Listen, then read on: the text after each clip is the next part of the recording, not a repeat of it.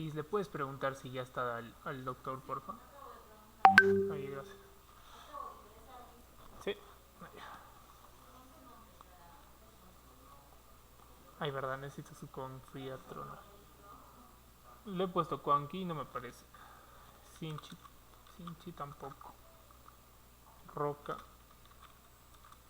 no, no está. O sea, con sus nombres no está. Mm, mm. ¿Qué? ¿Con qué nombre está?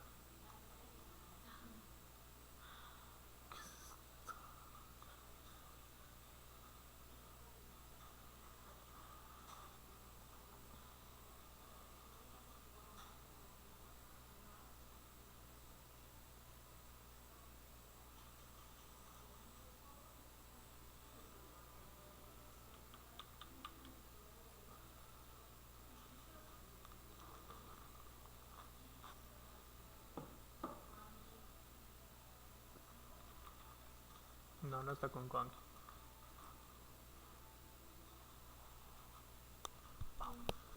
Tampoco.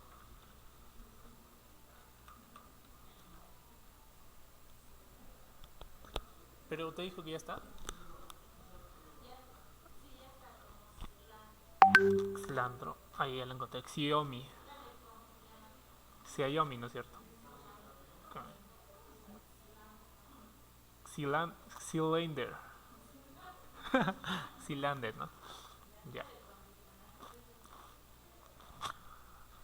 Muy buenas tardes, buenas noches ya con todos los presentes. Vamos a continuar con el siguiente tema, por favor todos atentos.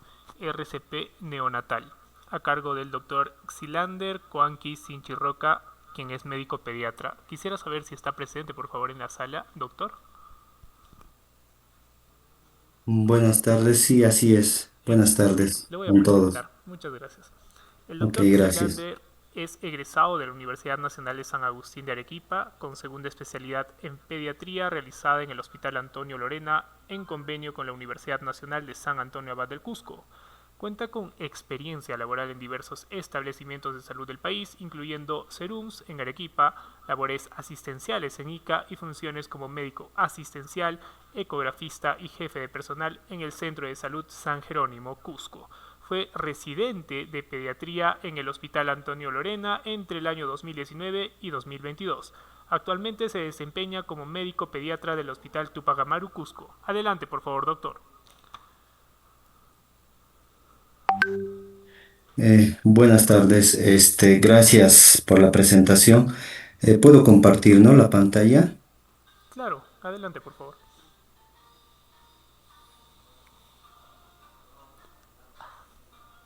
Me confirman, por favor, si se ve, Sí, si se ven las visualizado. imágenes. Muchas gracias. Ok, gracias. Bueno, gracias por la presentación. Tengan ustedes muy buenas tardes.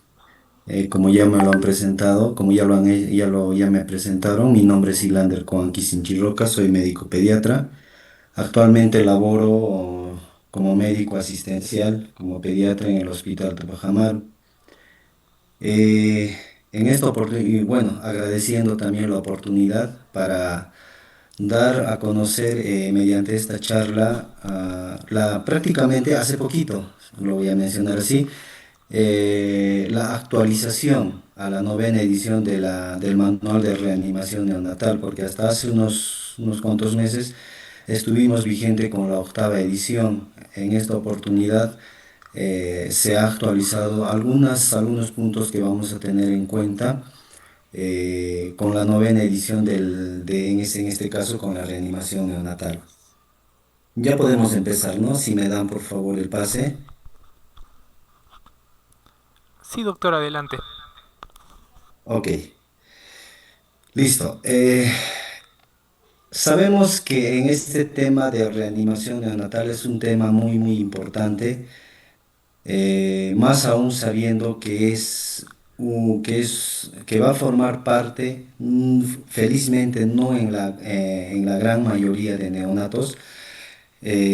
Sabemos que hay una etapa de transición del paso de la vida fetal intrauterina a la extrauterina, que gracias a Dios la gran mayoría de neonatos, más aún si son recién nacidos a término, no van a requerir maniobras de reanimación, pero son pocos casos que sí lo van a requerir. En este caso nos hemos basado, como les mencioné hace un momento, en el manual de reanimación neonatal, la novena edición, la última que ha salido este año, porque la octava edición lo tenemos desde el año, si no me equivoco, desde el año 2020, si no me equivoco.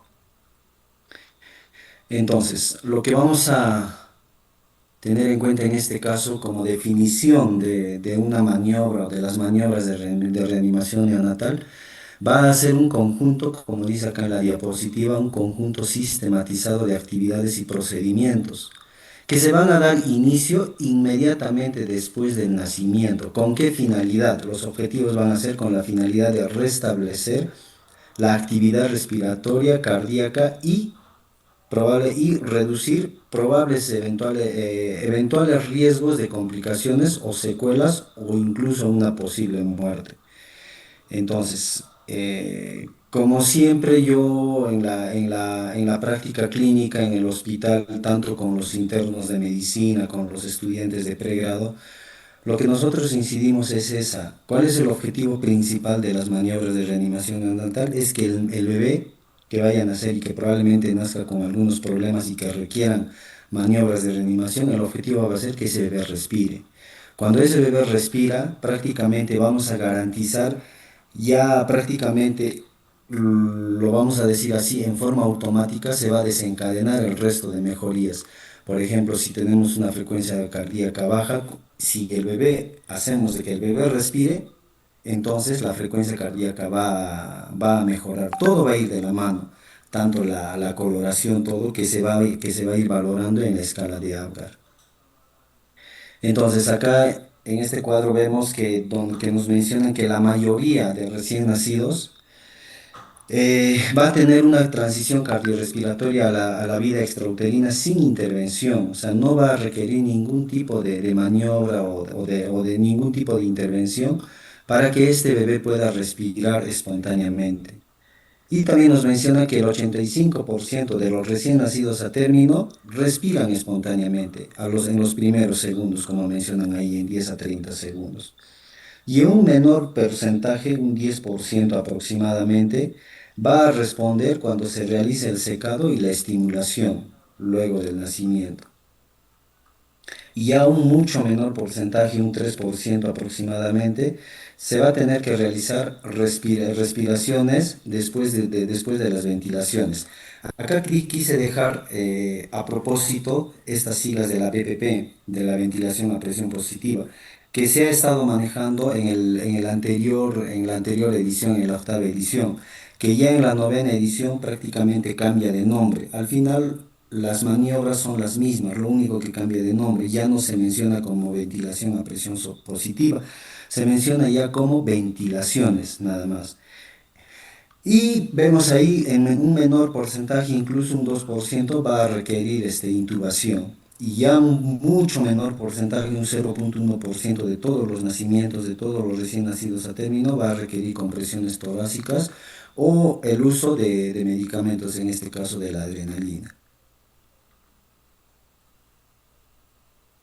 Lo que tenemos que tener en cuenta en un principio, se tiene que planificar qué es lo que se va a hacer, qué es lo que se nos viene cuando llega una gestante.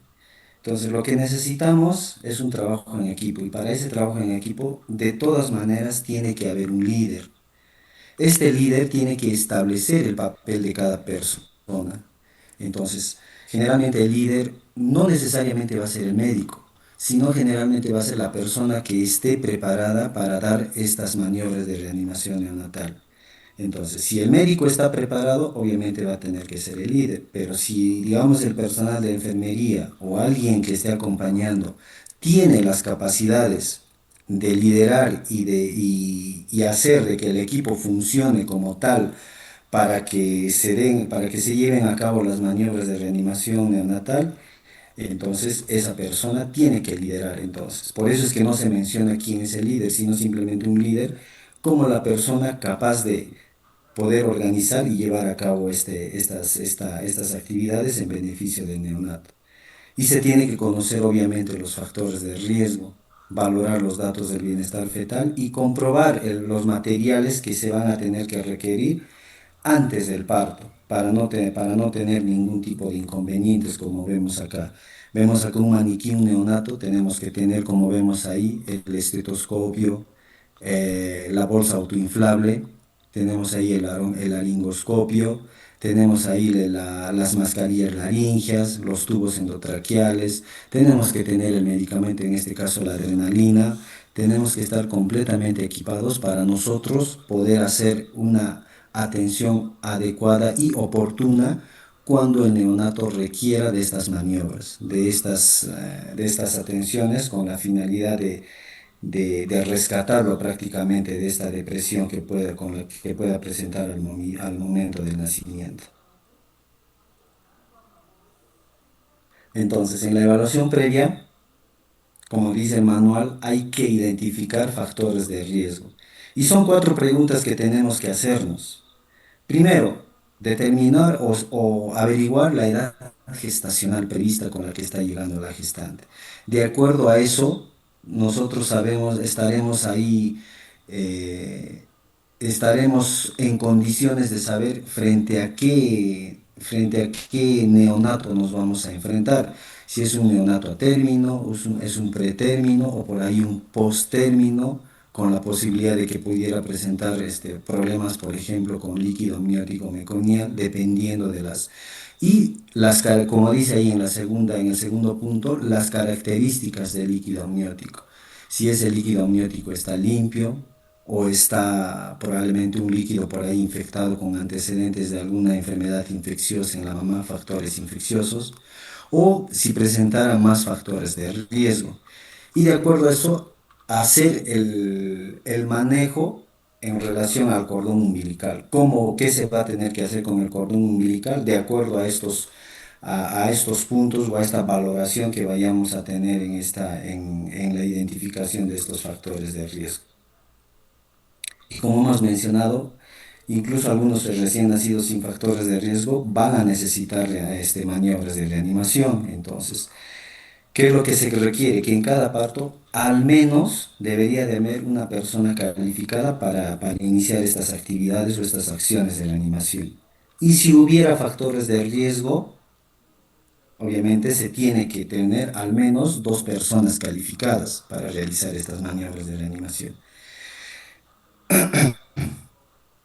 Y como acá vemos, una tablita que le he sacado que prácticamente se resume, al igual que en la novena edición, esta tabla de la octava edición del Manual de Reanimación Neonatal, factores de riesgo prenatales y factores de riesgo intraparto. Por ejemplo, prenatal es la edad gestacional cuando hablamos de prematuros, o cuando tenemos edad gestacional mayor o igual a 41, por ejemplo, o embarazos post-término, o cuando hay factores, por ejemplo, factores maternos como preeclampsia, hipertensión, gestación múltiple o alguna condición que nos puede estar llevando a anemia fetal, que tenemos que actuar de acuerdo a las características o a los factores de riesgo que vayan a presentar en la gestante que vaya a llegar a trabajo de parto.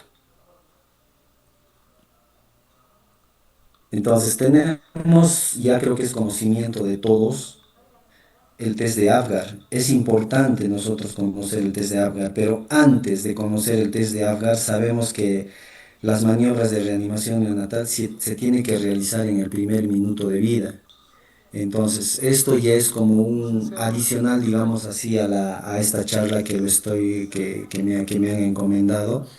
El test de Apgar con los 5 ítems que se mencionan, tanto la apariencia, pulso, gesticulaciones, la actividad y la respiración con sus respectivos puntajes. Entonces, en realidad, las maniobras de reanimación neonatal tienen que realizarse incluso antes de valorar este test de Apgar, porque el test de Apgar sabemos que teóricamente se tiene que valorar al minuto de vida, a los 2 minutos y a los 5 minutos. Entonces, de nada nos va a servir valorar el test de Apgar cuando tengamos, por ejemplo, un neonato deprimido y que requiera maniobras de reanimación. Entonces, simplemente esta diapositiva la he traído con la finalidad de conocer y por ahí más adelante valorar cuando se tengan minutos de vida más adelante en el neonato y sea necesario valorar el puntaje Apgar en estos neonatos. Entonces, empezando con lo que son las maniobras de reanimación neonatal, lo que quiero manifestar, pasando a la siguiente diapositiva, ustedes ven acá hacia la derecha en la pantalla, imagino que ustedes también lo tienen en sus pantallas. Vemos ahí prácticamente lo que menciona o se agrega acá con lo que tenemos aquí en em, acá. ¿Se ve, no? El cursor que estoy señalando en la diapositiva. ¿Me confirman, por favor? No, no se está viendo, doctor. A ver, déjenme repito, por favor. Bueno, el mouse sí se ve. Acá está. Ahora Ahora, sí. ahora sí, gracias. Vemos acá en este cuadro, en cuadros verdes, digámoslo así, es la modificación de la novena edición de las maniobras del manual de reanimación neonatal. Lo que se ha agregado acá, lo que se está dando énfasis es en el nacimiento del bebé. Y lo que se da énfasis también es lo que se tiene que dar inicio en el manejo del cordón umbilical. ¿Qué es lo que se tiene que hacer con el cordón umbilical? De acuerdo, como he manifestado en las diapositivas anteriores, de acuerdo a los factores de riesgo que vaya a presentar el neonato. Entonces, yendo a la diapositiva anterior, ¿cuáles van a ser los pasos iniciales? El recién nacido que no requiera reanimación, el pinzamiento del cordón umbilical se debe retrasar al menos 60 segundos. Esa es una de las primeras variaciones, digamos, en relación a la octava edición, a la anterior. Porque en la anterior nos mencionaba que se debe de hacer el pinzamiento entre los 30 y 60 segundos aproximadamente. Entonces, en esta nueva edición, en la novena edición del Manual de Reanimación Neonatal, lo que menciona es que el pinzamiento del cordón umbilical se debe retrasar al menos 60 segundos. ¿Con qué finalidad? Con la finalidad, ya sabemos, de prevenir, por ejemplo, lo que es la anemia. Lo que es obviamente si tenemos un recién nacido vigoroso, un recién nacido que aparentemente ya respira espontáneamente, presenta un llanto vigoroso, entonces lo que la norma o el manual nos recomienda es que el pinzamiento se debe retrasar al menos 60 segundos. Esa es la primera modificación que les voy a mencionar en relación a la anterior edición. Y se debe de realizar obviamente la pulsioximetría y la saturación parcial de oxígeno. Entonces, ¿cuándo realizamos? Cuando se prevea o cuando veamos que haya necesidad de realizar maniobras de reanimación. O para confirmar si vemos que aparentemente percibimos que es un neonato que esté presentando una cianosis central persistente, que aparentemente, obviamente, tenemos que hacer la pulsioximetría, con la finalidad de valorar los niveles de saturación parcial de oxígeno, que más adelante vamos a ver unos cuadros que tienen que presentar ciertos valores de acuerdo al tiempo de vida, por ejemplo, al primer minuto de vida, al segundo minuto de vida, hasta el 10.º minuto. Entonces, si también tomamos la pulsioximetría si se administra oxígeno adicional o si requiere ventilaciones. Como ya hemos dicho, ya no se usa el término de ventilación a presión positiva, como dice acá. Lo que se realiza, lo que se tiene que hacer son ventilaciones, como vemos acá. Se tienen que administrar ventilaciones. Entonces, si este bebé requiere ventilaciones, obviamente tenemos que hacer un monitoreo de los niveles de saturación de oxígeno mediante la pulsioximetría. Entonces, ¿cómo realizamos la pulsioximetría? La pulsioximetría tenemos que hacer mediante la medición en la zona preductal. A ver, preductal se denomina ante la suposición de que este neonato presentara una persistencia de ductus arterioso. Sabemos que la persistencia de ductus arterioso es la comunicación entre la aorta y la arteria pulmonar. Entonces, cuando hay la persistencia de este ductus arterioso, lo que se tiene que hacer es, o si es que hubiera, o sea, ante la sospecha o ante la posibilidad tenga o no tenga la persistencia de este ductus arterioso, se tiene que hacer la medición de la saturación de oxígeno de forma preductal, donde se realiza en la mano derecha, en la extremidad superior derecha.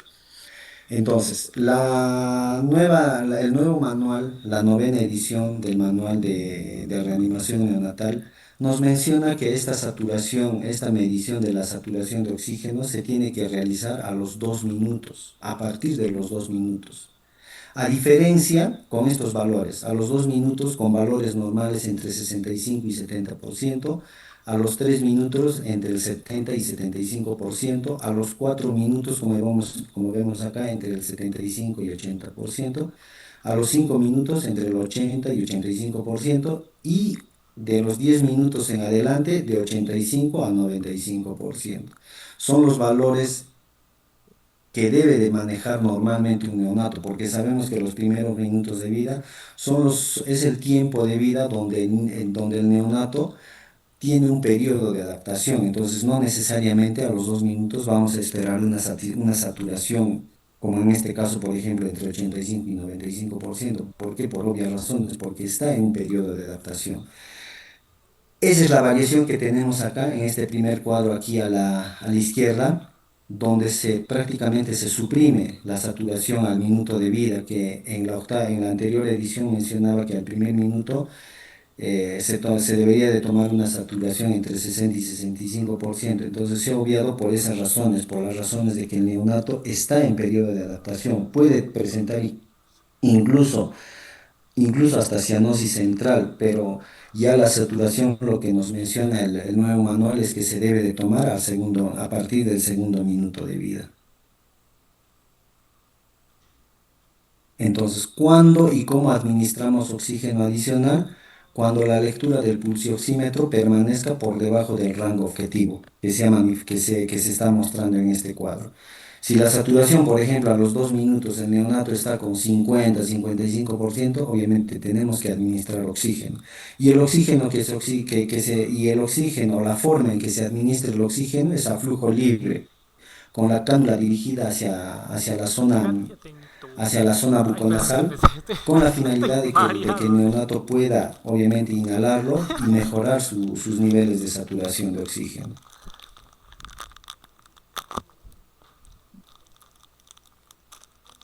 En esta diapositiva,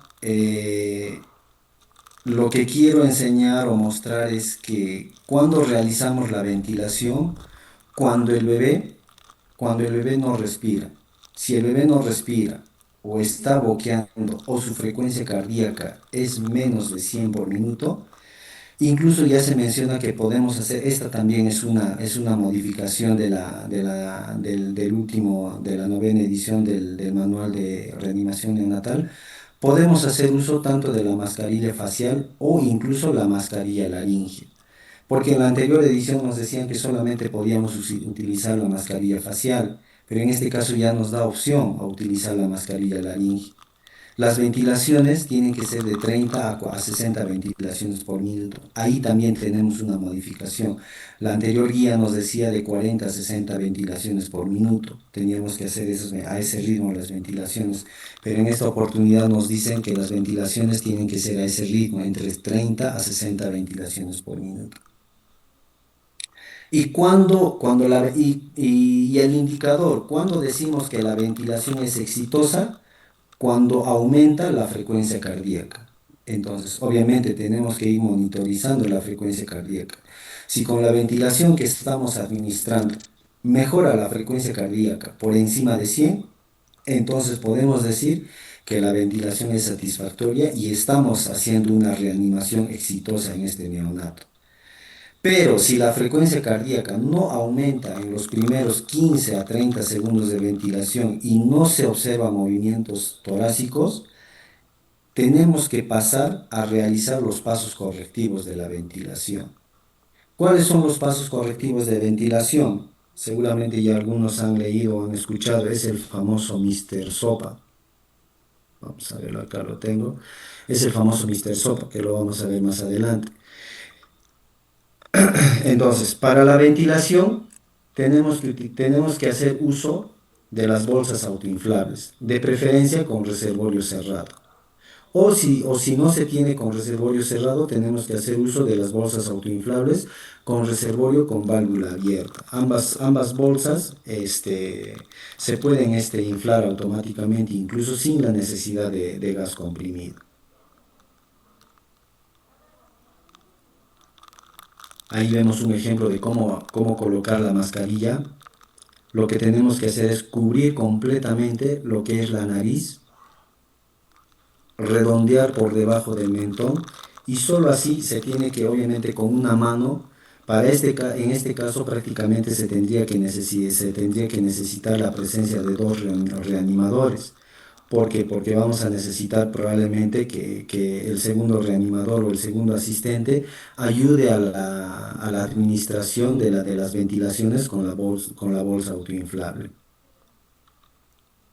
Como hemos dicho, la frecuencia de las ventilaciones es de 30 a 60 por minuto. Se tiene que contar en voz alta para ayudar a mantener la frecuencia correcta. El ritmo que tenemos que mencionar es ventila 2 3, ventila 2 3, ventila 2 3. Ese es el ritmo con el que hay que ir contabilizando con esa frecuencia, más o menos hacer una ventilación, como les dije, de 30 a 60 ventilaciones por minuto. Otra variación también en la novena, en el manual de reanimación neonatal, es que la concentración de oxígeno ha variado.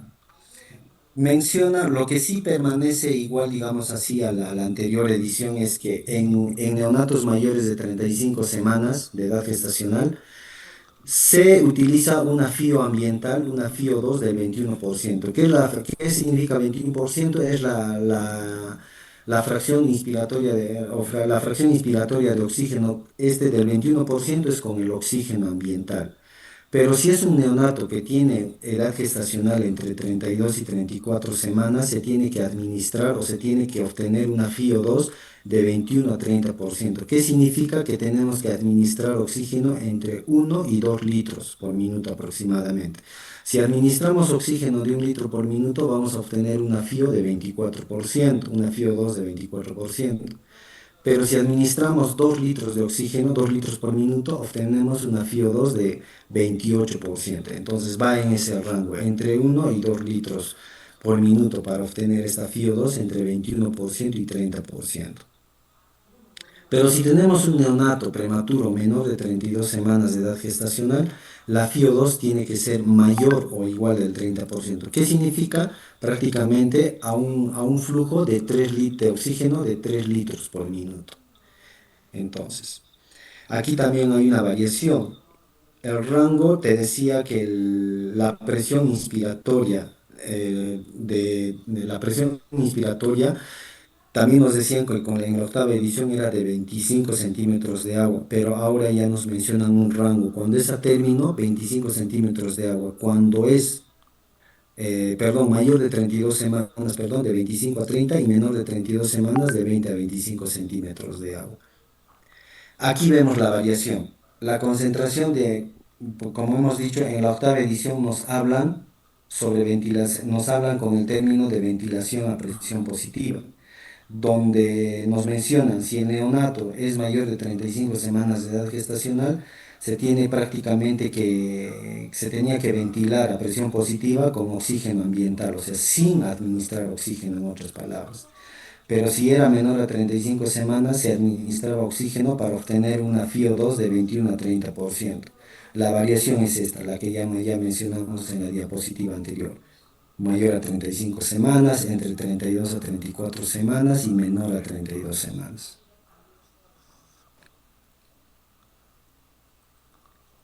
En las anteriores diapositivas mencionamos que cuando se realizan las ventilaciones y no logramos obtener o no logramos mejorar la frecuencia cardíaca, que la ideal es que sea mayor a 100 latidos por minuto, tenemos que hacer los pasos correctivos.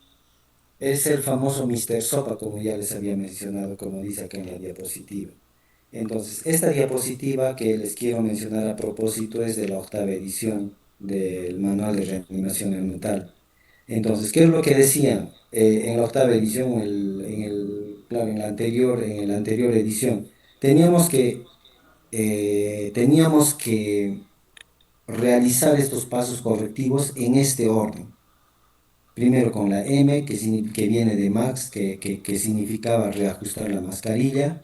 La R, que era reposicionar, en este caso cambiar la posición de la cabeza, generalmente, o lo normal es que esté en la posición de olfateo.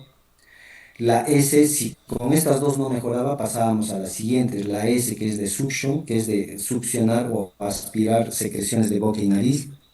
O la O de open, que significaba abrir la boca, aperturar la boca, que probablemente pudiera presentar que no pudiera estar adecuadamente abierta la boca y por ende no se lograba un adecuado pasaje del aire hacia hacia la vía respiratoria.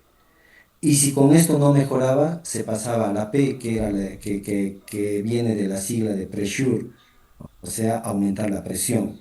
Probablemente al insuflar no estemos insuflando adecuadamente la bolsa autoinflable y por ende no se estaba obteniendo un pasaje de aire hacia los pulmones. Y la A era la vía aérea alterna, ya sea colocar una mascarilla laringea o el tubo endotraqueal. En este caso, en la novena edición, lo que nos dice es, tenemos que aplicar estos pasos correctivos de acuerdo a la clínica que presente el neonato. Si vemos que por ahí la mascarilla está bien colocada, está bien posicionada la cabeza, probablemente necesite aumento de presión, entonces nos vamos directo a aumentar la presión de las insuflaciones con la bolsa autoinflable. Entonces nos da esa libertad, o sea, es en la novena edición en relación a estos pasos correctivos de la ventilación, ya nos da mayor libertad para elegir de acuerdo a la clínica o al estado o cómo esté evolucionando el neonato. Entonces, no necesariamente vamos a tener que realizar en este orden, de acuerdo al Mister Sopa. Utilizamos sí el Mister Sopa en la novena edición, pero ya nos da esa libertad de utilizarlo de acuerdo al estado clínico o a la clínica que presente el neonato. Ahí vemos ejemplos de mascarillas laringeas neonatales, cuyo objetivo va a ser sellar, vamos a tener que formar un sello, sellar por encima de la glotis y con la finalidad de garantizar el pasaje del aire hacia los pulmones. Cuando intentamos insertar el tubo orogástrico o el tubo endotraqueal, perdón, el tubo orogástrico, perdón, me estoy equivocando, es el endotraqueal, el tubo orogástrico, cuando probablemente se esté realizando las ventilaciones y el gas el gas que se esté insuflando haya la posibilidad de que esté ingresando al estómago a través del esófago. Entonces utilizamos un tubo orogástrico o una sonda orogástrica con la finalidad de evacuar el aire que esté ingresando al estómago, porque esto incluso puede interferir con las maniobras o con un adecuado pasaje del aire hacia los pulmones. Entonces, ¿con qué finalidad se intuba o se coloca la máscara laringea? Con la finalidad de aspirar secreciones de la tráquea, obviamente. Entonces, generalmente secreciones pueden ser secreciones espesas en los casos de neonatos con presencia de líquido amniótico meconial, incluso como tipo puré de arvejas, o cuando haya necesidad de administración de surfactante, cuando tengamos neonatos prematuros cuando y haya la posibilidad o la sospecha de que haga un distrés respiratorio y obviamente esto desencadene una enfermedad de membrana hialina, tenemos que hacer uso de tanto ya sea de la máscara laringea o del tubo endotraqueal. O, por ejemplo, en sospecha, vamos a ver en casos especiales, o un neonato con sospecha de una hernia diafragmática. Y utilizamos también la máscara laringe o el tubo endotraqueal si hay la posibilidad o se ve la necesidad de prolongar las ventilaciones. En estos casos tenemos que hacer ya uso tanto de la máscara laringe como el tubo endotraqueal. El procedimiento no debe durar más de 30 segundos.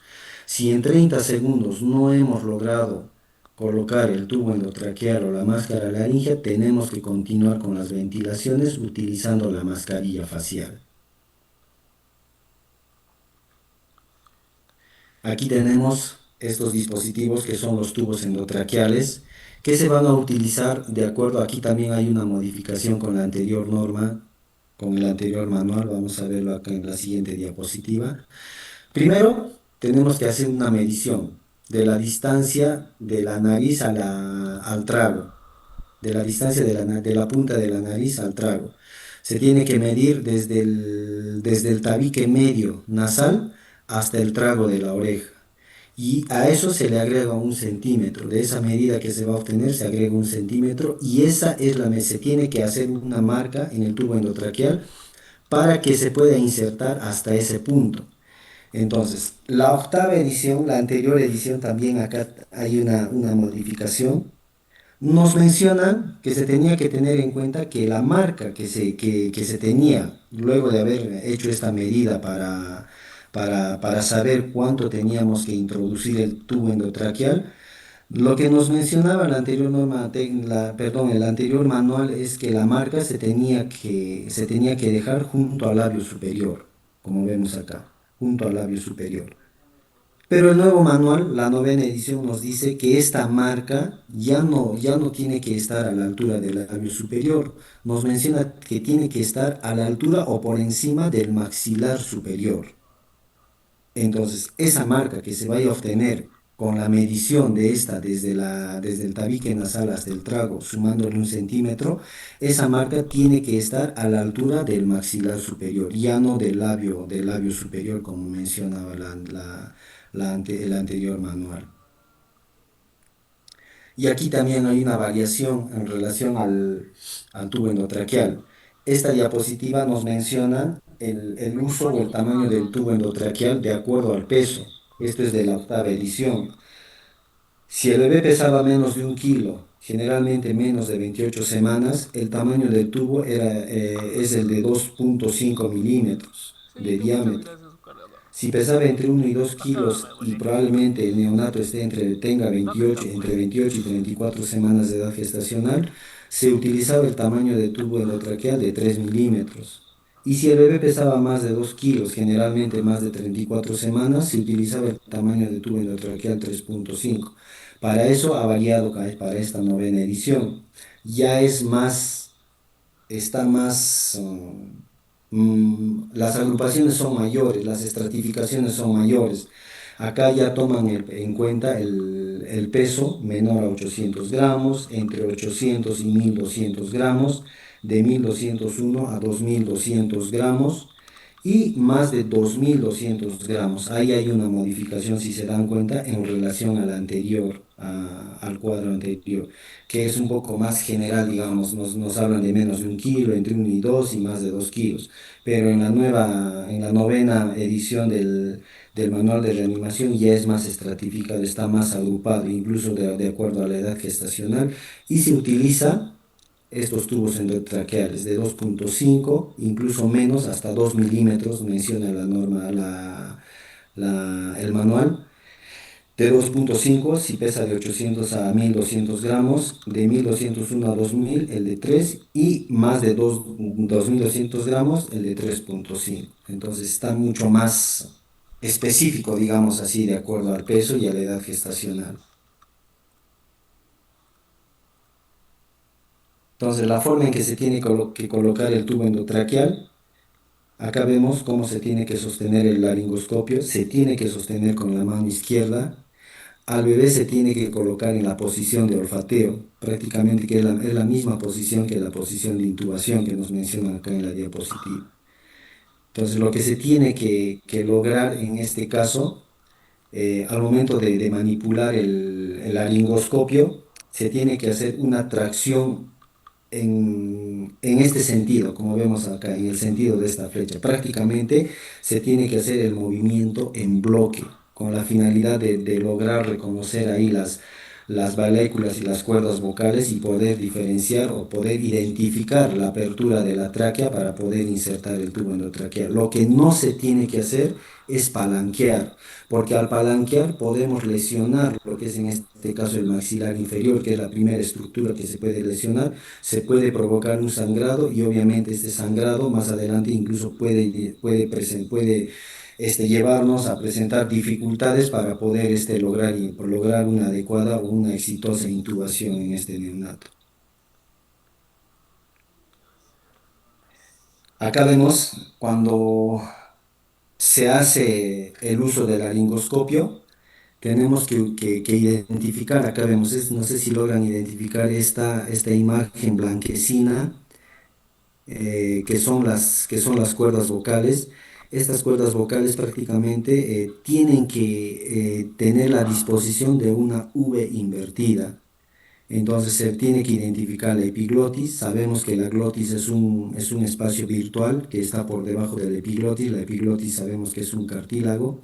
Entonces la hoja del laringoscopio tiene que estar por encima del epiglotis, a nivel de la valécula. Entonces nosotros al hacer esa tracción tenemos que identificar la epiglotis, la glotis obviamente que está por debajo del epiglotis y las cuerdas vocales. Esta disposición en forma de una V invertida es lo que nos va a hacer estar seguros de que estamos en este caso en tráquea.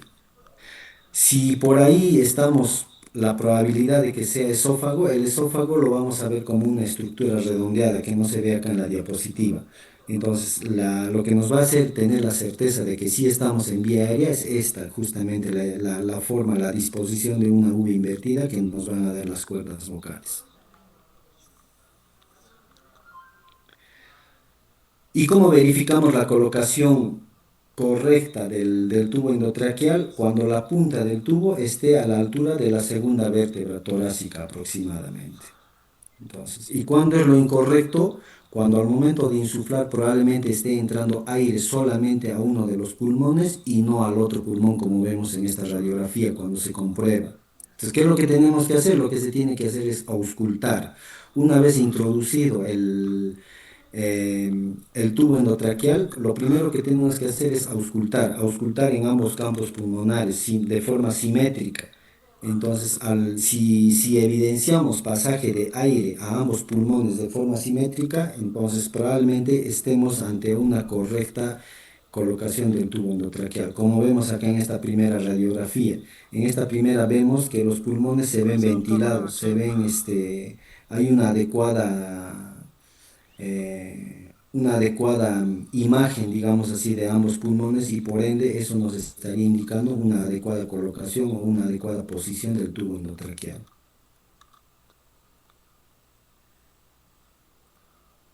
Pasando ahora a lo que son las compresiones torácicas, estas compresiones torácicas la vamos a realizar si ya habiendo hecho las ventilaciones, habiendo colocado el tubo endotraqueal, a pesar de que aparentemente tenemos un adecuado pasaje de aire hacia los pulmones ¿Usted está y vendiendo? no logramos obtener una frecuencia cardíaca mayor de 100 y más aún si la frecuencia cardíaca está por debajo de 60 latidos por minuto, ahí es donde tenemos que iniciar con las compresiones torácicas. Obviamente acompañadas, estas compresiones torácicas ¿Usted tienen qué que ir tal? acompañadas utilizando ventilaciones con oxígeno al 100% Es que ya, ya prácticamente. bueno, F. Entonces, Licenciado, durante ¿usted estas no ha visto? compresiones torácicas sabemos que ya vamos a utilizar probablemente El infierno de administración de Chile, la oxígeno, radiografía se ha entonces quedado como tenemos que que está ir también incompetente. monitorizando la saturación, Sí, no me va a contar. haciendo Supongo que ese uso micrófono está o abierto, es el haciendo el infierno, estoy seguimiento seguro. con esta tabla de los objetivos de saturación de Mejor oxígeno que tenemos aquí a la mano. su red. A los dos. Así que usted Entonces, explíqueme. ¿cuáles son los puntos referenciales que tenemos que tener en cuenta para tener adecuadas compresiones torácicas? Tenemos que tener Sí. como puntos referenciales uno, el esternón. Tenemos que trazar una línea imaginaria entre los dos Sí, ya estaban pezones. muy nerviosos. Entonces Ya tenemos que tener hablaban en con cuenta el ya se fue. apéndice sifoides. Ahorita Entonces, al déjame trazar decir, una no está en línea el camino. referencial entre los dos pezones, el área de compresión torácica va a estar por debajo de esa línea imaginaria, o sea, sobre el esternón, por encima del apéndice sifoides. En esa zona realizamos. ¿Y de qué manera la realizamos? La realizamos como vemos acá en la diapositiva, tiene que estar la persona que va a realizar las compresiones torácicas tiene que estar hacia la cabecera de la cuna o la cama, en este caso del neonato, con los dos dedos pulgares posicionados sobre esta zona de Es que mi hijo me ha compresión, dicho por que ya encima estaba del habilitado su apéndice micrófono y sifoides. le digo, no está habilitado, no puede Y hablar. la profundidad de las Ay, ay, ay. compresiones tiene que ser aproximadamente un tercio del diámetro antero-posterior del tórax. ¿Se dan cuenta acá? Vemos acá una línea referencial donde vamos a tomarlo así, digámoslo así, como la base, la parte de la espalda del neonato, y una línea referencial acá que está a la altura del pecho, en este caso del tórax o del esternón. Entonces, más o menos teniendo una distancia referencial, la profundidad de las compresiones tiene que ser un tercio de toda esa distancia para que podamos hacer de que el corazón pueda bombear sangre adecuadamente. Entonces, ¿cuál es el ritmo de las compresiones y ventilaciones coordinadas? Va a ser tres compresiones más una ventilación cada 2 segundos. ¿Y cuál va a ser el ritmo de esta ventilación? Tenemos que mencionar uno y 2 y 3 y ventila. Uno y 2 y 3 y ventila. Uno y 2 y 3 y ventila. Magister, A ¿me ese puedes ritmo descargar lo del tenemos que tutorial? realizar las compresiones torácicas con tres No, compresiones, como creo vuelvo a que no, porque no mencionar, con hay. una Por favor. ventilación cada 2 segundos. Y si con las compresiones torácicas no logramos mejorar la frecuencia cardíaca persiste por debajo de 60 latidos por minuto, Justo como ahora que vemos se acá estaba... al Ah, final ya ya. de Se había este apagado, se algoritmo había raro. de la novena edición del manual de reanimación, lo que tenemos que hacer es el uso de la adrenalina. Ah, Puede ser por gracias. vía puede ser Ya Magister, a gracias. través del catéter venoso umbilical, o puede ser por vía a través de la intraoral, cada 3 a 5 minutos, si la frecuencia cardíaca sigue siendo menor a 60 latidos por minuto. Incluso si a pesar de la medicación no mejora, ya tendríamos que considerar incluso hipovolemia o la presencia de neumotórax. Y esto obviamente lo vamos a valorar con la radiografía de tórax. Ah, sí. Sabemos que la adrenalina, la presentación clásica que todos conocemos es de 1 miligramo y 1 mililitro. Tenemos que realizar la dilución. ¿Cómo realizamos la dilución? Utilizamos una ampolla de adrenalina con 9 mililitros de suero fisiológico y vamos a obtener una solución de 10 mililitros en total prácticamente. Entonces, ¿cómo lo vamos a administrar? Como les dije, lo utilizamos a través del catéter venoso umbilical o por vía intraósea. Cuando intravenosa o intraósea, si lo utilizamos por vía intraósea, se va a tener que utilizar o se va a tener que administrar a razón de 0,02 miligramos por kilogramo. ¿Qué significa? Que de esa solución que hemos obtenido de mezclar una ampolla de adrenalina con 9 mililitros de suero fisiológico, va a significar que va a ser igual a 0,2 mililitros por kilogramo. ¿Se entiende, no es cierto?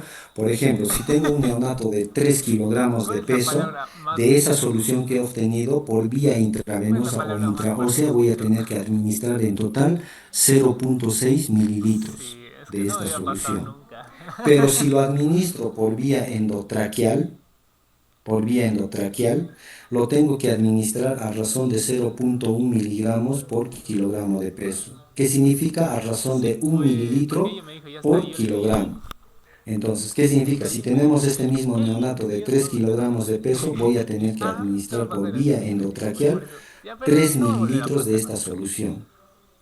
Obviamente, probablemente este niño ya esté con el tubo endotraqueal, entonces a través de ese tubo endotraqueal tengo que administrar esos 3 mililitros de adrenalina. Bueno, hasta aquí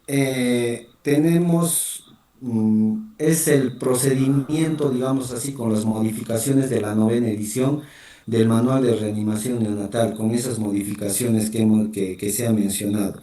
A continuación, lo que quiero mencionar Son es, muy exagerados, no les hagas caso. en algunos casos especiales, por ejemplo, en este caso en prematuro, sabemos que el neonato prematuro va a presentar ciertas complicaciones que van a ser frecuentes en estos neonatos con estas características por la misma prematuridad. Las principales complicaciones van a ser la pérdida de calor, la inmadurez de los órganos, por obvias razones, por la Sí, prematuridad, de verdad. y el escaso volumen sanguíneo que va a presentar, y obviamente el riesgo de ¿Cuál fue la palabra más hipoglicemia, fuerte que escuchó? que es uno de las complicaciones también que puede presentar el prematuro. Para eso tenemos que tener recursos adicionales. Aparte de tener personal experto, tenemos que tener una bolsa o una envoltura de plástico de polietileno, un gorro con la finalidad de cubrir la cabeza. ¿Por qué? Porque Así todo sabemos puede que la explotar, superficie todo salta. corporal en un neonato Cuchicheando. a nivel de la cabeza es considerable su superficie corporal y más aún si estamos Mala frente a un profesora, prematuro silenciala y todos. Ya obviamente que leí, ya que leí. su tejido epitelial, en este caso la piel, es demasiado laxa, demasiado delgada, con la posibilidad de pérdida de calor y de líquidos, incluso de deshidratación de forma acelerada, si no lo cubrimos, va a estar ahí. Por esas razones que tenemos que tener un gorro disponible para cubrir la cabeza y obviamente prevenir la pérdida de líquidos y de calor. Tenemos que tener adicionalmente un colchón térmico, obviamente un sensor de temperatura para ir monitorizando, cobertores precalentados, la servocuna o la cuna radiante tiene que estar ya precalentada prácticamente y la temperatura en el ambiente para el manejo de estos prematuros, nos dice la norma técnica, tiene que estar entre 23 y 25 grados centígrados. Aquí vemos en esta diapositiva la forma en que se tiene que manejar al prematuro. ¿Sabes? Se utiliza estas bolsas de polietileno, obviamente lo ideal es que sean estériles, con la finalidad de prevenir la pérdida tanto de humedad como de calor. Y se tiene que dar las atenciones necesarias de acuerdo a las maniobras de reanimación que ya se han expuesto anteriormente. ¿Y qué pasa cuando tenemos un neonato? No se detecta Realiza frecuencia el cardíaca, como dice acá en la diapositiva, presenta un AVER cero, está completamente flácido. ¿Por cuánto tiempo nos dice, según la ética en el manual de reanimación, por cuánto tiempo alrededor tenemos que realizar las maniobras de reanimación? Tenemos que realizar alrededor de 20 minutos. Si después de los 20 minutos no se logra una respuesta satisfactoria, una respuesta positiva, con todas las maniobras que se realizan, si lo hemos realizado paso a paso, adecuadamente, y si en 20 minutos no se logra reanimar al neonato, ya podemos tomar la decisión ya sea de continuar, pero por lo general ya no se continúa con las maniobras de reanimación y obviamente hay que comunicar a los papás por en este caso el desenlace al que se ha llegado cuando no se logra reanimar al neonato. Entonces, algunas consideraciones especiales, ya para terminar, lo que quería mencionar es sobre la presencia del neumotórax. ¿Cuándo evidenciamos neumotórax? Como vemos acá en la diapositiva, cuando hay un colapso del pulmón, en este caso vemos el pulmón derecho colapsado, hay presencia de aire a nivel entre la pleura y el pulmón, hay neumotórax. Entonces, si el bebé no mejora a pesar de las medidas de reanimación o súbitamente presenta alguna dificultad respiratoria grave, probablemente estemos frente a un neumotórax. O cuando haya una disminución de los ruidos respiratorios, haya un aumento de la transluminación en el lado afectado, como vemos acá en la segunda imagen, probablemente lo estemos frente a un neumotórax. ¿Y quiénes están susceptibles o qué neonatos son susceptibles a complicarse con un neumotórax? Son los prematuros o neonatos que hayan presentado aspiración de líquido amniótico meconial o que presenten algún tipo de anomalías pulmonares. Otra complicación u otra consideración especial que podemos presentar es el derrame pleural. Sabemos que es la acumulación de líquido en el espacio pleural. Entonces, ¿qué es lo que nos va a causar derrame pleural? La presencia de edema, puede haber una infección, una fuga del sistema linfático del bebé hacia este compartimiento, hacia el espacio pleural.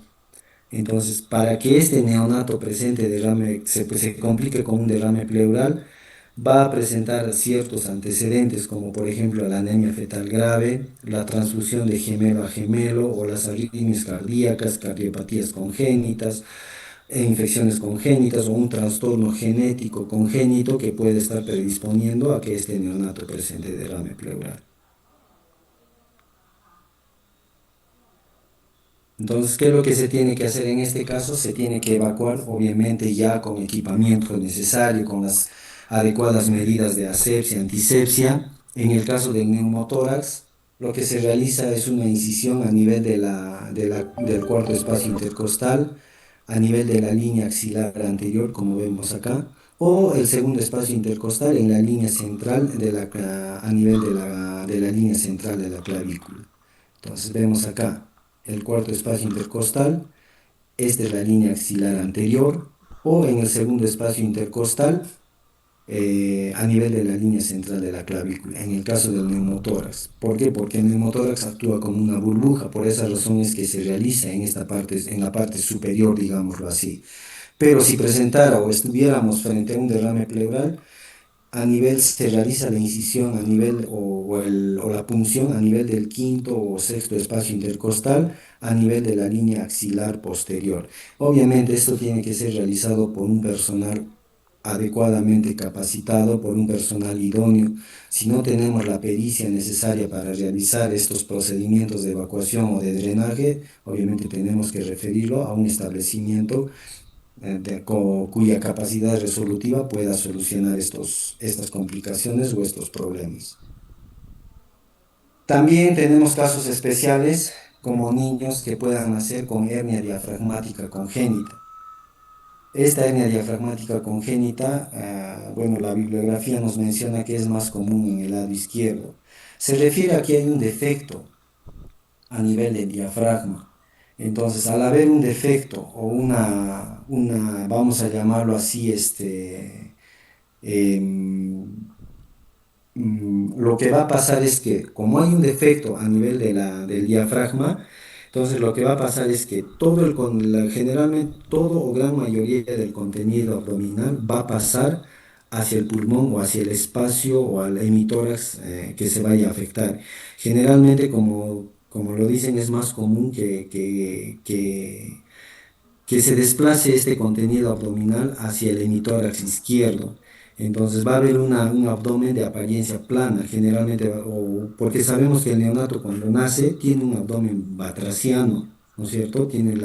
Los bebitos nacen panzoncitos, barrigoncitos. Pero si vemos que es un neonato que esté con el abdomen plano o más aún si incluso con el abdomen excavado, ya tenemos que estar sospechando de una probable hernia diafragmática. Entonces, en estos casos, el paciente o el neonato va a presentar prácticamente una dificultad respiratoria prácticamente de inicio súbito, con niveles obviamente de hipoxemia, no va a haber una adecuada saturación. Entonces, se tienen que realizar las ventilaciones con mascarilla facial. Entonces, con mascarilla facial, probablemente el aire ingrese hacia el estómago y los intestinos. ¿Por qué? Porque sabemos que ha ingresado hacia el hemitórax izquierdo, entonces probablemente no va a haber, va a hacer de que esto no garantice un adecuado pasaje. Entonces, lo que se tiene que hacer de inmediato prácticamente en estos neonatos es intubar y aparte de colocar una sonda orogástrica con la finalidad de evacuar el aire que pudiera ingresar hacia el estómago. Vemos acá, se intuba al niño, se coloca la sonda orogástrica con la finalidad de evacuar el aire que pudiera ingresar cuando se han realizado las ventilaciones con mascarilla facial. Otra entidad u otra patología es el mielomeningocele, la famosa espina bífida, que esta alteración o esta malformación se va a presentar a nivel lumbar. Entonces, lo que se tiene que hacer es, antes del parto, se tiene que preparar una dona, puede ser así como un rodete, obviamente con toallas, de preferencia estériles, O se menciona también una espuma sin látex cubierta de toallas, en posición supina tiene que estar el bebé prácticamente. Esto se tiene que realizar después del parto, o después del parto, perdón, se tiene que colocar al recién nacido, ya sea de lado o boca abajo, en decúbito prono, con la finalidad de evitar de que si es que hubiera una exposición de esta zona lesionada, para evitar de que haya algún tipo de laceración o lesión si es que se pudiera tocar con alguna superficie. Y cuando hay defectos de pared abdominal, por ejemplo, vemos acá la gastrosquisis en el primer caso, o vemos el onfalocele en el segundo caso. La gastrosquisis sabemos que es la exposición completa de contenido intestinal hacia el exterior, o el onfalocele cuando está cubierto, ahí tenemos este contenido abdominal, incluso puede ser con tejido peritoneal. Entonces lo que hay que hacer es cubrir estas lesiones o el tejido o el intestino expuesto con bolsa estéril. Hay que cubrirlo con bolsa estéril y obviamente referirlo oportunamente a un establecimiento de mayor capacidad resolutiva. Estas consideraciones especiales, principalmente esta desde la hernia diafragmática, el mielomeningocele o los defectos de pared abdominal, ¿por qué los he puesto, digamos así? ¿Por qué lo mencionan en el manual de reanimación neonatal? Porque sabemos por la necesidad de que toda gestante, ahí vemos la necesidad de que toda gestante tiene que recibir un adecuado o tiene que tener sus controles prenatales completos y adecuados. Y obviamente dentro de esos controles están incluidos lo que son la ecografía. Y la ecografía es un examen, examen auxiliar que nos va a ser de gran ayuda con la finalidad de identificar o poder definir alguna alteración anatómica que pudiera presentar como en estos casos. Y eso obviamente nos va a servir para actuar oportunamente.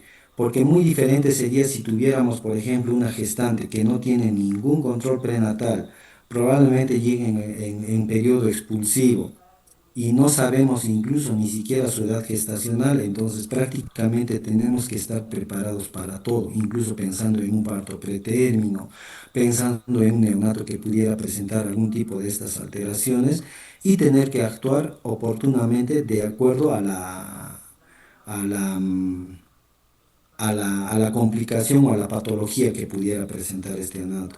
Pero felizmente, gracias a Dios, sabemos que ya se está haciendo de que todas las gestantes se hace esto lo que se llama la famosa captación de gestantes.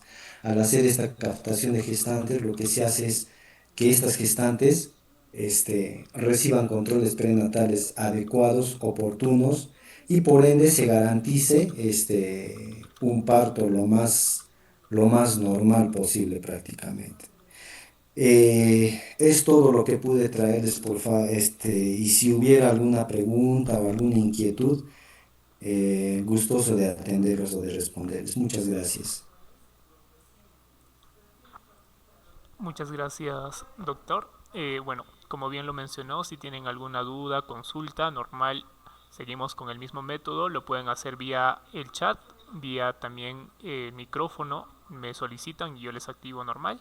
Y también vía redes sociales. Vamos a dar un espacio de 3 minutos para poder ver y organicen sus ideas para poder realizar sus preguntas. Esperamos 3 minutos, por favor, doctor. Gracias. Ok, está bien.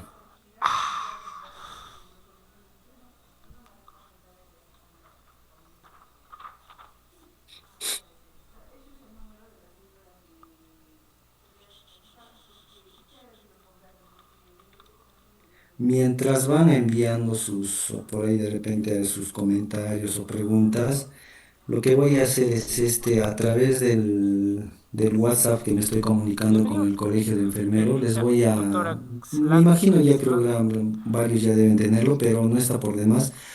Les voy a facilitar el último manual de reanimación neonatal, la novena edición, que por ahora lo tengo en inglés, espero conseguirlo en español, entonces si así fuera, se los voy a compartir para que puedan revisarlo, al igual que el de la octava edición, para que puedan ver las modificaciones que han habido en ambos manuales de reanimación neonatal.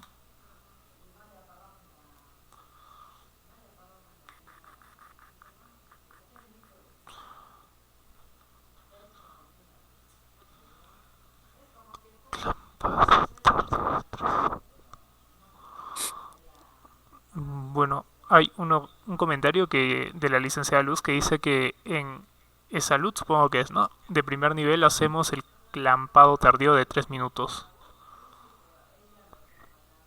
Sí, hay una norma técnica que mencionan de la tensión hay una norma, no me acuerdo el número de la norma, de la numeración de la norma técnica que menciona, sí, el clampado tardío, clampado tardío de 3 minutos. Sí se puede realizar este clampado.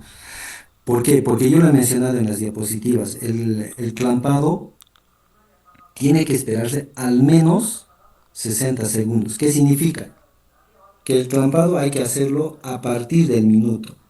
Obviamente, si es que el neonato ha nacido, como les vuelvo a repetir, en buenas condiciones, si es un neonato vigoroso, con llanto vigoroso, con buen tono, por ahí probablemente solamente con una crocianosis, entonces el clampado lo podemos esperar a partir del minuto. Incluso menciona la norma técnica hasta los 3 minutos, si es válida, entonces sí se puede hacer el clampado, entonces. Entonces ya nos da esa opción, a diferencia de lo que nos decía la anterior norma técnica para reanimación, deberíamos hacerlo incluso en la octava edición, nos mencionan entre los 30 y 60 segundos, sí se puede realizar.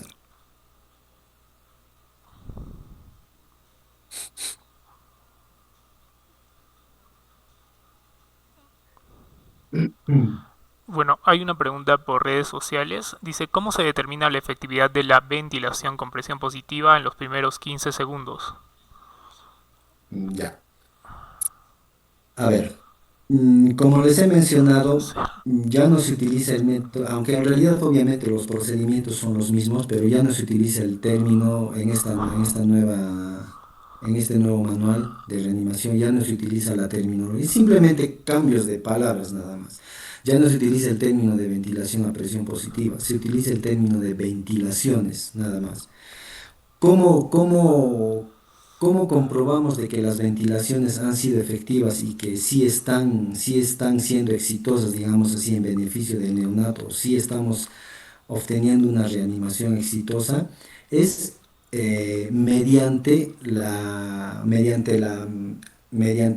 comprobamos lo que es la frecuencia cardíaca. Si mejora la frecuencia cardíaca por encima de 100, más de 100, entonces estamos frente a unas maniobras de ventilación exitosas. Pero si la frecuencia cardíaca está por debajo de 100, tenemos que realizar los pasos correctivos de las ventilaciones. Hemos mencionado el famoso Mr. Sopa, el Mr. Sopa que con la anterior edición se tenía que hacer ese orden, la M, el Mr. Sopa, M de Max, R de reposition, o sea, de reposicionar la cabeza, la S de suction, o sea, de succionar tanto de nariz o de boca las secreciones, la O de open o de aperturar boca, la P de pressure, o sea, de aumentar la presión de la bolsa autoinflable, probablemente sea una presión insuficiente, que no estemos garantizando un adecuado pasaje de aire hacia los pulmones. Y la A de vía aérea alterna, que significa el uso ya sea de mascarilla laríngea o tubo endotraqueal. En estos casos, en la novena edición, ya nos da la opción de que si en los 15 segundos no logramos una adecuada o una mejoría de la frecuencia respiratoria, perdón, de la frecuencia cardíaca con las ventilaciones, lo que tenemos que recurrir es a estos pasos correctivos, pero ya nos da la libertad de utilizar cualquiera de ellos, no necesariamente en ese orden que se los he mencionado. Puede ser por ahí de repente, de acuerdo a las maniobras que yo esté realizando, probablemente si haya una adecuada colocación de la mascarilla, no hay secreciones en boca o en vías aéreas, o por ahí la cabeza está bien posicionada en olfateo y ya necesite colocar el tubo endotraqueal, entonces lo tengo que colocar el tubo endotraqueal si por ahí no es necesario que tenga que recurrir a los anteriores pasos para corregir las ventilaciones.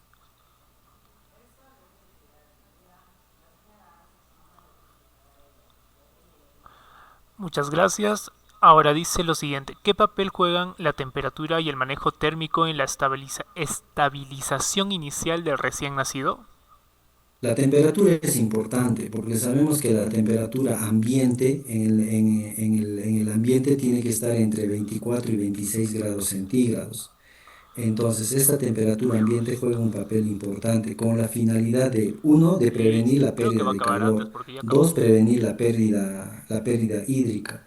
Que Sabemos que acabe y esto me puede solucione bien alterar chévere. de manera significativa a pesar de que estemos haciendo maniobras de reanimación exitosa, puede alterar digámoslo así, el estado o el mecanismo compensatorio para que este niño o este neonato pueda tener pueda responder a las maniobras de reanimación. ¿Juega un papel importante? Sí juega. Por esa razón es que es importante tener, por ejemplo, en este caso en sala de partos, tener el ambiente a una temperatura adecuada ante la posibilidad de que el neonato pueda presentar algún tipo de complicación y requiera maniobras de reanimación neonatal.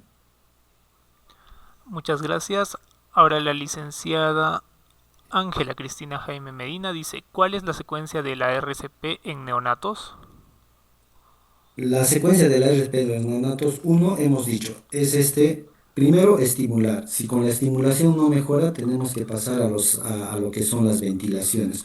Obviamente tenemos que ir monitorizando lo que es la saturación de oxígeno y esta monitorización de la saturación de oxígeno, ya hemos dicho, es a partir del segundo minuto de vida. Luego si con las ventilaciones no mejora la frecuencia cardíaca, tenemos que pasar a los pasos correctivos. Si con todo esto no mejora, tenemos que pasar a lo que son las compresiones torácicas. Y si con las compresiones torácicas no mejora, pasamos a lo que es el uso de la medicación, en este caso de la adrenalina. Y si ya con la adrenalina, como hemos dicho en una diapositiva, se los he enseñado, no mejoramos o no logramos una reanimación exitosa, probablemente el Apgar continúe en cero, no mejore el neonato, todo eso, obviamente ya es decisión del personal que atiende al neonato suspender las maniobras de reanimación y obviamente informar al papá, a la mamá de los eventos o de las probables causas que haya podido desencadenar o llevar a que esta reanimación no haya sido satisfactoria en el neonato. Muchas gracias. La licenciada Luz dice, ¿en cuánto se recepciona al neonato en EESS 1-4? Sacamos la boca con gasa en un segundo, luego pasamos bueno, en un segundo, luego pasos iniciales y tenemos muy buenos resultados. ¿Quiere su opinión al respecto? Es cierto, sí, en los neonatos, no solo en los establecimientos 1-4, en realidad en todos los establecimientos. Si vemos que es un neonato, acaba de nacer, ¿no es cierto? Vemos que respira espontáneamente, tiene un llanto vigoroso. Lo que sí se tiene que hacer es cierto, se tiene que secar la boca con una gasa.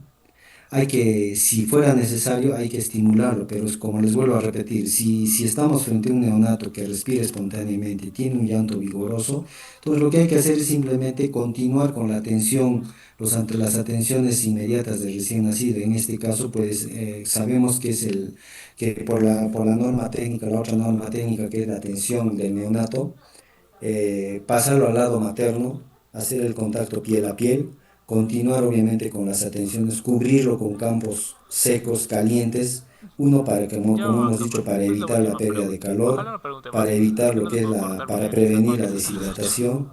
Entonces, sabemos que se está pregonando y se está haciendo la práctica de lo que es el contacto piel a piel. Y con este contacto piel a piel lo que se está Sí. garantizando ya es otro tema aparte. Ya se garantiza ya por muchos beneficios lo que es la relación o este binomio madre-niño.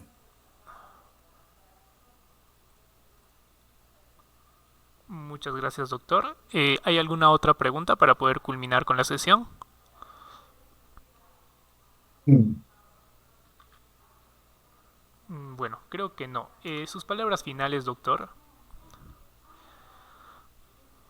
Bueno, las gracias al Colegio de Enfermeros por la invitación.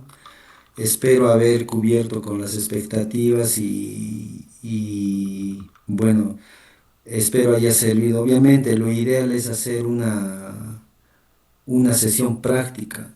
La teoría no es suficiente para que nosotros podamos tener conocimiento. O sea, obviamente, probablemente tengamos la base teórica de lo que es la reanimación neonatal, pero es importante también la práctica, es importante. Entonces, Tal vez por ahí se puedan implementar tal vez sesiones prácticas de lo que es reanimación neonatal con casos prácticos, y obviamente afianzar los conocimientos de reanimación neonatal en cada uno de nosotros como trabajadores de salud, no solo como médicos.